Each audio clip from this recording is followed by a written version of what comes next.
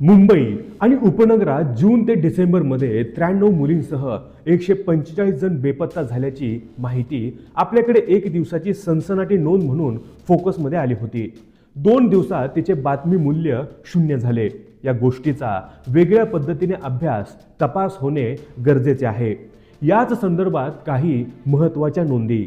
झारखंडमधील एक तरुणी वर्षापूर्वी बेपत्ता झाली होती। ऑगस्ट महिन्यात तिच्यावर बलात्कार करून तिचा खून करण्यात आला। 1 डिसेंबर रोजी कुजून गेलेल्या अवस्थेतला तिचा सांगाडा एका सुटकेसमध्ये सापडला।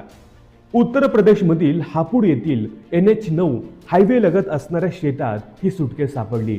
तिच्या अंगावरच्या जन्मखुणा आणि बेपत्ता मुलीचे वर्णन जुळून आल्याने पोलिसांनी सुटकेसच्या मालकाचा शोध घेतला असता धक्कादायक माहिती समोर आली।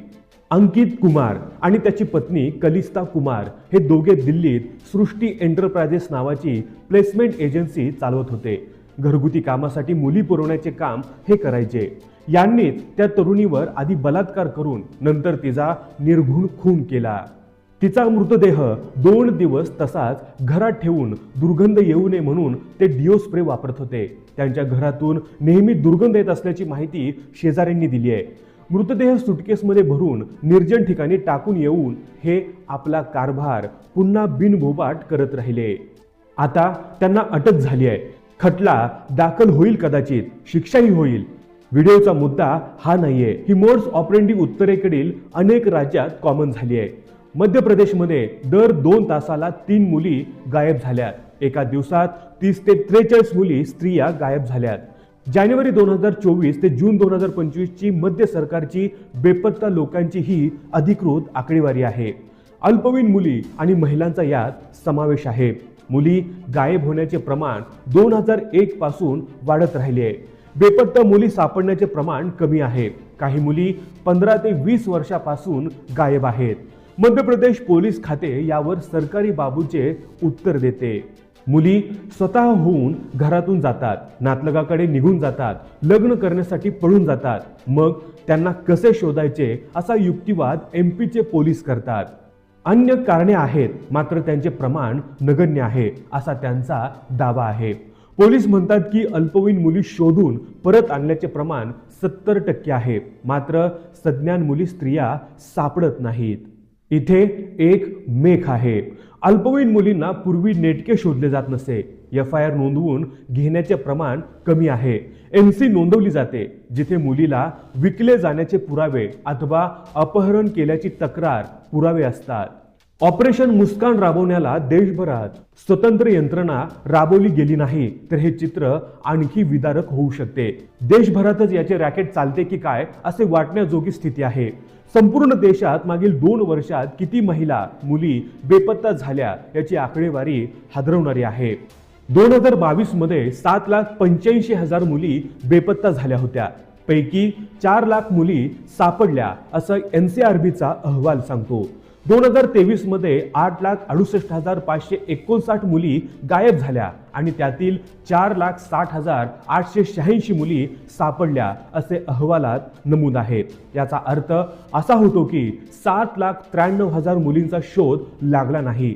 मागील 5 वर्षात 18 लाख मुलींचा तपास लागलेला नाही। 2016 साली शोध न लागलेल्या मुलींचे दर सालाचे प्रमाण 17,400 होते। हेच प्रमाण 2022 साली 29,400 इतके झाले आहे। कुठे गेल्या असतील या बायका मुली? निम्म्या मुलींनी लग्न केले असे जरी गृहीत धरले तरी या मुली वगळून मागील 20 वर्षात 22 लाख मुली महिला अशा कुठे बेपत्ता झाल्या असतील याचे उत्तर आपल्या तपास यंत्रणांना का शोधता येत नसेल? वर्षभर आपले पोलिसांना गुन्ह्याच्या तपासापेक्षा अन्य फाजील कामे अधिक असतात। 1760 प्रकारच्या बंदोबस्ताची ड्युटी असते। राजकीय नेक्सस असतो। मुलींना भुलवून आणणारे लोक राजाश्रय घेऊनच गोरखधंदे करत असतात।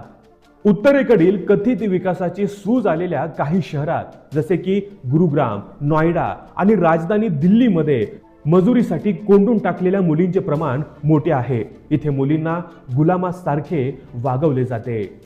वेश्या व्यवसायात ढकललेल्या मुलींचे प्रमाण धक्कादायक आहे. पूर्वी या वस्त्या एका जागी असत, त्यामुळे नव्या मुली त्यात आल्या की काही यंत्रणांना आणि माणसांना याचा हमखास सुगावा लागे. लोकांना या बायकांची वस्ती नको होती, मात्र या बायकांकडे जाणाऱ्या पुरुषांबद्दल आपला समाज कधीच बोलत नाही. परिणामी या वस्त्या शहराच्या एकाच भागातून विस्थापित करण्याचे प्रकार अनेक शहरात घडले आहेत. त्यामुळे हा धंदा संपेल अशी बाळबोध कल्पना काहींची होती. त्यांच्या भ्रमाचा भोपळा काही महिन्यात फुटला. पूर्वी एका जागी असलेल्या या बायका आता शहराच्या कोणत्याही भागात छुप्या पद्धतीने बंदिस्त जागात व्यवसाय करताना आढळतात. या जागा पोलिसांना माहिती नसतात असे नाही.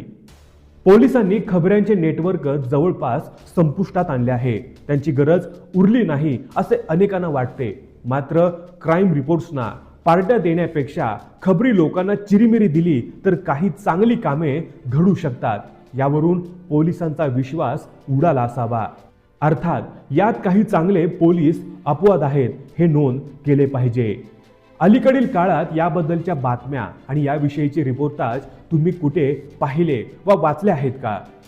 सप्टेंबर 2025 मध्ये सुप्रीम कोर्टाने याविषयी एक देशव्यापी पोर्टल सुरू करण्यास सांगितले होते. त्याचे पुढे काय झाले याचा पाठपुरावा कुठल्या माध्यमांनी घेतल्याचे तुमच्या पाहण्यात आले का?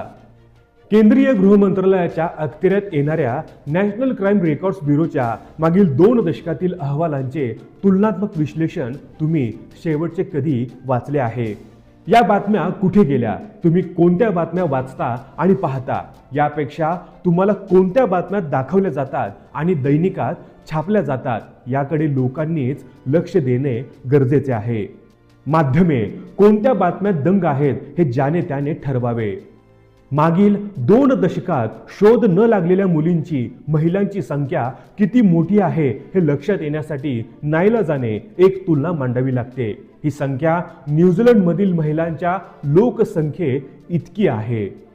या बातम्या तुम्ही तपशीलवार पाहिल्या आहेत का?